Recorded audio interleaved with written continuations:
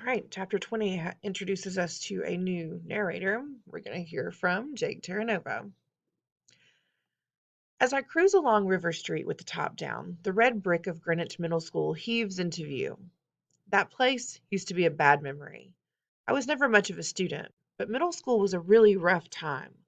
I was lucky to get away with a suspension over the cheating thing. If my dad hadn't belonged to the same college fraternity as a couple of school board members, I probably would have been expelled. It was that close. Now, though, Greenwich Middle School means Emma. She's the best thing that's ever happened to me. Just the thought that she's somewhere inside the building puts a smile on my face. The smile disappears when I recognize the figure standing at the entrance to the driveway, glancing impatiently at his watch. Mr. Kermit, my old teacher. The man who has every reason to drink from the haterade where I'm concerned.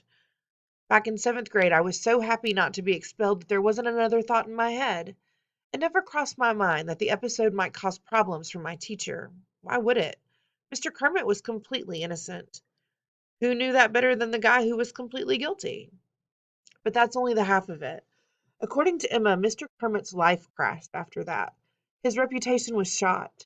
His engagement to Emma's mom fell apart, and he got totally burned out professionally. Honestly, I had no clue until Emma showed me the article about the Vuvuzelas. The fact that the scandal still sticks to Mr. Kermit after all these years is nuts. Not that I ever had the power to change anything. I was a middle school kid in big trouble. I followed my parents' instruction to the letter.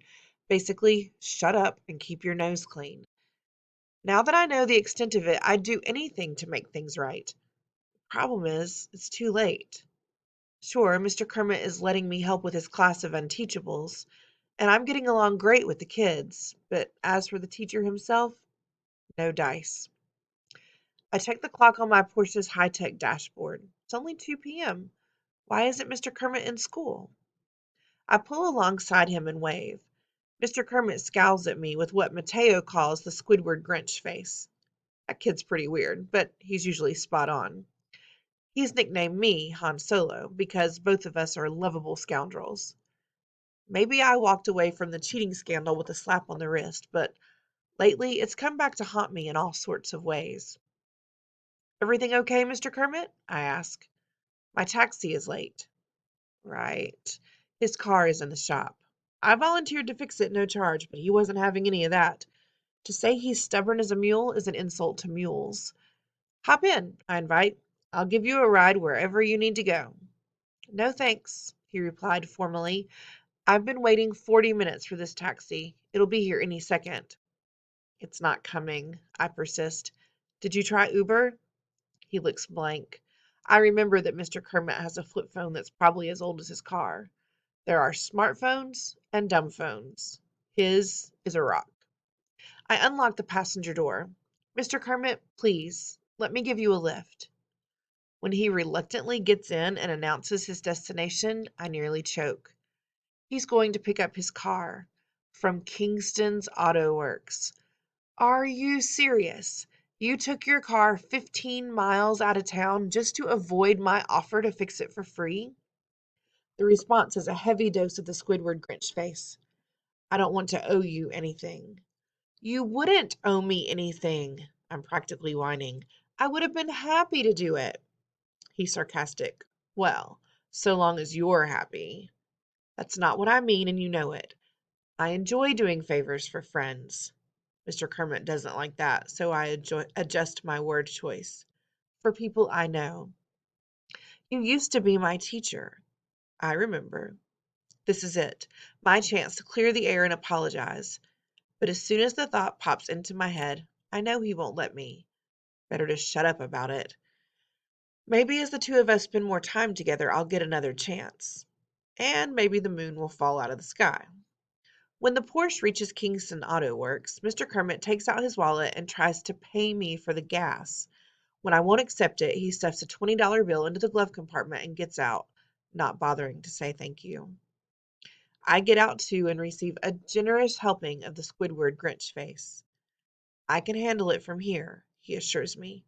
I'm going in with you, I insist. I don't want you to get ripped off. These guys are all crooks.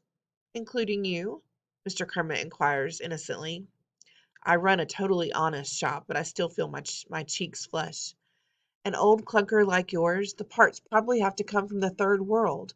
Who knows what they'll try to charge you for them? It must make an impression because Mr. Kermit actually allows me to follow him inside. The place is a dump. You could probably catch plague just standing there breathing the air. The mechanic behind the counter instantly recognizes me. Hey, you're Jake Terranova. What are you doing here? My very good friend is picking up his car, I reply pointedly. I want to make sure he gets a fair deal. We barely know each other. Mr. Kermit sets the record straight. The mechanic picks up a clipboard. Which car? The cocoa nerd. The teacher tells him. The what? Mr. Kermit flushes. It's a Chrysler Concorde, 1992. One of my students calls it that. He's different. I snap my fingers.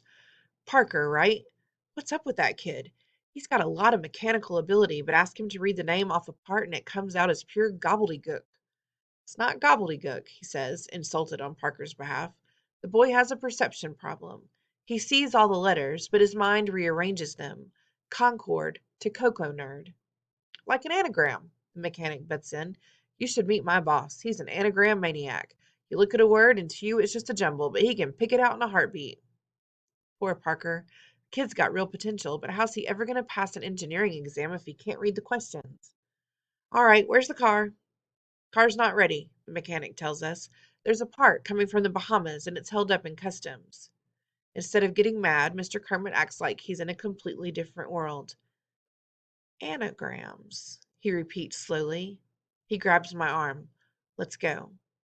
You have to stick up for yourself, I say sternly. I turn to the mechanic. Is this what you call service? If I ran my shop this way, I'd be out of business in a week. How's the part coming from the Bahamas? By manatee? It doesn't matter, Mr. Kermit insists. Take me to the bookstore. The bookstore? You don't need books, you need wheels. Back in the Porsche, she explains what all this is about. Parker's mind turns text into anagrams. Yeah, so? So anagrams are something you can get good at, like any other puzzle. I stare at him. Solving anagrams can teach you to read? Mr. Kermit shakes his head. Of course not. Parker needs a reading specialist. If I was half a teacher, I would have gotten him 1 week ago. I'm confused. So, where do the anagrams fit in? The kid's reading has been a disaster for so long that he looks at it like it's magic, something he'll never be able to master. But solving anagrams will show him it can be done. So when I get him the help he needs, he'll believe it can work. Can you get him the help he needs? I ask. The district has reading specialists, he explains. Nobody sends them to SCS 8 because they consider my students a lost cause. That ends now. He glares at me. The bookstore. I step on the gas and the Porsche surges forward. It's amazing how Mr. Kermit's whole face changes when he's talking about the kids in his class. He becomes a totally different person, younger, more alive. He's the teacher I remember from all those years ago. At the bookstore, he's a whirlwind, stacking up an armload of anagram puzzle books tall enough for him to hold in place with his chin. By this time, school is out, so he demands to be taken to Parker's house. Can't you just wait to see him tomorrow morning? I want to strike while the iron is hot. The Elias family lives just outside the Greenwich city limits on a small farm that was designed to keep sports cars out. The long driveway is really just a pair of ruts worn into the unpaved ground by vehicles much higher and wider than the Porsche. I can actually feel the weeds brushing the low undercarriage as we jounce along. Eventually, we come to a low, wood-framed home next to a shed amid fields of tall corn. No sign of life from the house. I cut the engine. Should I honk? Let's give it a while, Mr. Kermit decides. After about 15 minutes, Parker comes roaring up the drive, his famous grandmother in the passenger seat of the pickup. I know a moment of agony as the kid pulls far too close behind the parked convertible. Parker is pretty bewildered to see his teacher rushing across the front lawn and toting a pile of books he can barely see over. The grandmother spies me standing by my car. I know you, she calls. You're Jumpin' Jake Terranova. That's right, ma'am. Pleased to meet you.